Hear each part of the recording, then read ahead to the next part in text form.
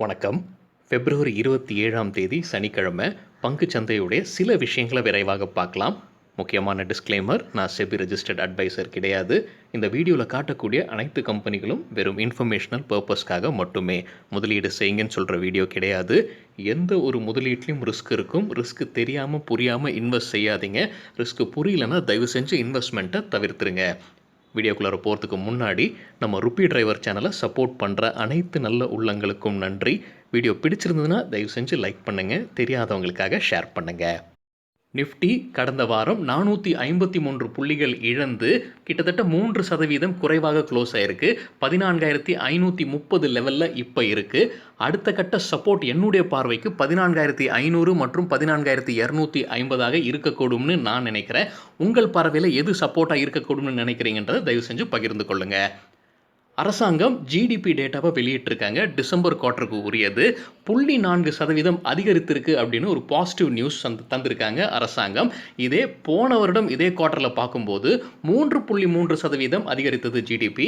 அதே quarter on quarter போன quarter இதே வருடம் போன குவார்ட்டர் செப்டம்பர் குவார்ட்டர் கூட கம்பேர் பண்ணும்போது செப்டம்பர் குவார்ட்டரில் 7.3% விழுந்திருந்தது. ஸோ அதை கம்பேர் பண்ணும்போது ஒரு பாசிட்டிவான நியூஸ் தான். இந்த கொரோனாக்கு அப்புறம் ஒரு பாசிட்டிவான ஜிடிபி டேட்டாவை அரசாங்கம் வெளியிட்டிருக்காங்க. கடந்த வாரம் எஃப்ஐஐ, எஃபிஐ மற்றும் டிஐஐ டேட்டா விரைவாக பார்க்கலாம். ஃபாரின் இன்ஸ்டிடியூஷனல் இன்வெஸ்டர்ஸ் மற்றும் ஃபாரின் போர்ட்ஃபோலியோ இன்வெஸ்டர்ஸ் பார்த்தீங்கன்னா கடந்த வாரம் நெட் பையர்ஸாக இருந்திருக்காங்க. 18,169 கோடிகளுக்கு பை பண்ணியிருக்காங்க. அதே டொமஸ்டிக் இன்ஸ்டிடியூஷனல் இன்வெஸ்டர்ஸ் கடந்த வாரம் 280 கோடிக்கு நெட் பையர்ஸாக இருந்திருக்காங்க. ஸோ 2 பேருமே நெட் பையர்ஸாக இருந்தும் போன வாரம் நிஃப்டி 3% விழுந்தது குறிப்பிடத்தக்கது. RBI sovereign gold bond announce பண்ணியிருக்காங்க. அடுத்த series of sovereign gold bond. Sovereign gold பாண்ட்னா என்ன, அது ஒரு உதாரணமாக நம்ம ஒரு ஸ்டோரி வடிவத்தில் வேறொரு வீடியோவில் பார்த்துருக்கோம். பார்க்காதவங்க தயவு செஞ்சு பாருங்கள். அந்த வீடியோட லிங்க்கும் இந்த வீடியோட டிஸ்கிரிப்ஷனில் இருக்குது.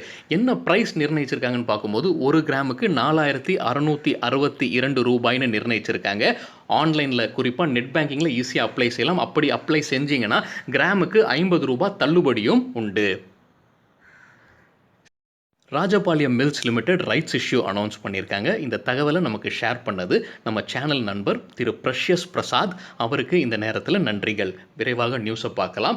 ராஜபாளையம் மில்ஸ் பார்த்தீங்கன்னா பிப்ரவரி 27ஆம் தேதி இன்னைக்கு ரைட்ஸ் இஷ்யூ டீட்டெயில்ஸை வெளியிட்டிருக்காங்க. 12,29,360 ஈக்விட்டி ஷேர்ஸை ரைட்ஸாக கொடுக்க போகிறதாக சொல்லியிருக்காங்க. என்ன விலை நிர்ணயிச்சிருக்காங்கன்னா 569. நேற்று இந்த ஷேர் க்ளோஸ் ஆன விலை பார்த்தீங்கன்னா 755 ரூபாய். ஸோ மார்ச் 5ஆம் தேதி ரெக்கார்ட் டேட்டாக நிர்ணயிச்சிருக்காங்க. என்ன ரேஷியோவில் ரைட்ஸ் கொடுக்குறாங்கன்னு பார்த்தீங்கன்னா ஒரு ரைட்ஸ் ஷேர் கொடுக்குறாங்க. 6 ஷேர்ஸ் வச்சிருந்தா ரெக்கார்ட் டேட் பிரகாரம். ரைட்ஸ் ஷேர்னா என்ன அப்படின்றது நம்ம டீட்டெயில்டாக ஒரு உதாரணத்தோடைய வேறொரு வீடியோவில் பார்த்துருக்கோம்.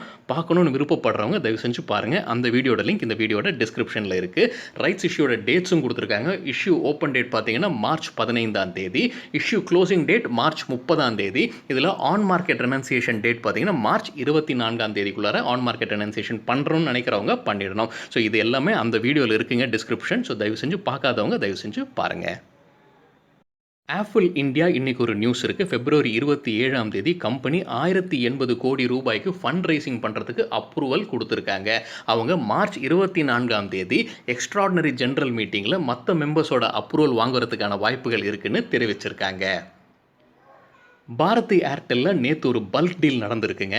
நேற்று பார்த்தீங்கன்னா 3.8% ஷேர் ப்ரைஸ் விழுந்தது. நேற்று ஒட்டுமொத்தமாகவே மார்க்கெட் டவுனாக தான் இருந்தது.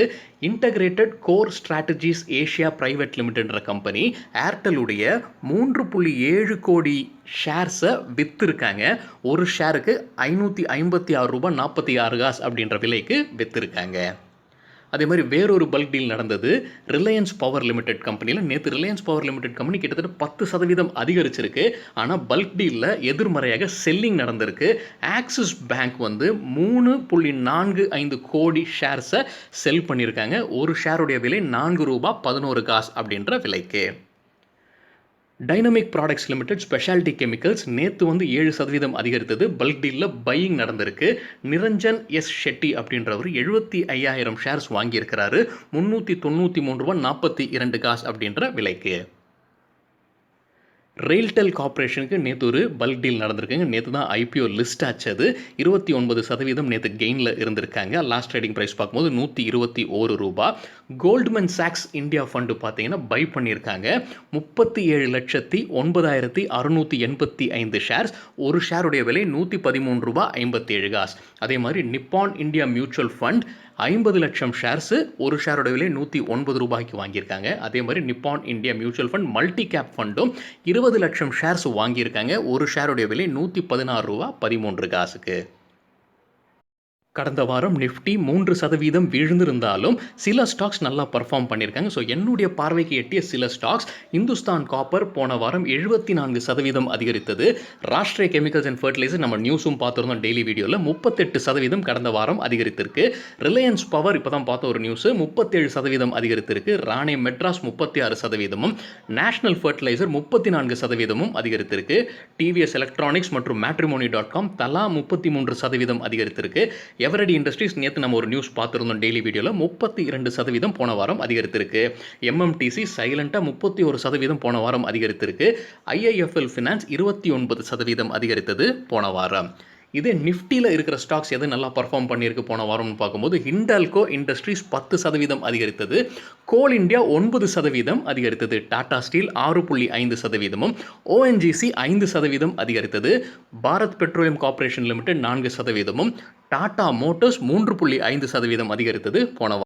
நிஃப்டியில் டாப் லூசர்ஸ் பார்க்கும்போது மஹிந்திரா அண்ட் மஹிந்திரா 8% விழுந்தது போன வாரம். கோட்டக் மஹிந்திரா பேங்க் 8% விழுந்தது. பவர் கிரிட் 7% விழுந்தது. இன்னொரு மஹிந்திரா கம்பெனி டெக் மஹிந்திரா 7% விழுந்தது. HDFCயும் 7% விழுந்தது. மாருதி சுசுகி 6% வீழ்ச்சி. ஏஷியன் பெயிண்ட்ஸ் மற்றும் ஐடிசி தலா 5.5% விழுந்தது. சரிங்க, இதுதான் சில விஷயங்கள் என்னுடைய பார்வைக்கு இருந்தது. உங்களுக்கு ஏதாவது இன்ட்ரெஸ்டிங்கான விஷயம் தென்பட்டிருந்ததுன்னா தயவு செஞ்சு பகிர்ந்து கொள்ளுங்கள். அனைவருக்கும் உபயோகமாக இருக்கும். வீடியோ பற்றியான ஃபீட்பேக்கும் தயவு செஞ்சு பகிர்ந்து கொள்ளுங்கள். நன்றி, வணக்கம்.